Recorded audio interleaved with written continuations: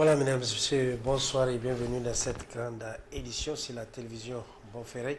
Édition que nous démarrons avec cet élément portant sur la 10e journée de panel sur le code des investissements au Niger qui s'est clôturé avec la signature d'une déclaration dite de Niamey. Elle porte sur l'accompagnement des petites et moyennes entreprises en Afrique. Souleymane Ousmane et Omar Boukari pour d'autres précisions. Les institutions financières de l'Afrique ont apposé leur signature pour désormais soutenir les micro, petites et moyennes entreprises. Une déclaration dite de Niamey a été livrée par les signataires. Réaffirment leur plein engagement à faciliter l'accès au financement pour les micro, petites et moyennes entreprises africaines. 2. Elles s'engagent à utiliser leurs instruments de garantie et de financement dans le strict respect du mode opératoire de chaque institution pour faciliter la mobilisation d'1 milliard de dollars américains, soit l'équivalent d'environ 600 milliards de francs CFA sur les 12 prochains mois au soutien aux micro, petites et moyennes entreprises africaines. Comme première tranche des facilités financières en appui à cette catégorie d'entreprises. La concrétisation de cet acte a été saluée à sa juste valeur par le président d'ICESOC. Je pense que cette signature aujourd'hui, elle va changer la donne, elle va faire en sorte que désormais les PME qui n'ont pas assez de moyens, qui n'ont pas assez de force de garantie puissent être soutenues.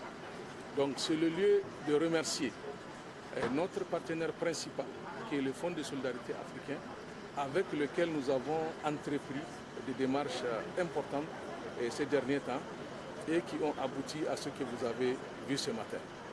Donc c'est le lieu en tout cas de remercier la BADEA, de remercier le FAGAS, de remercier l'AIT et ECI, AGF et tous les autres, en tout cas pour cette marque de confiance à notre pays.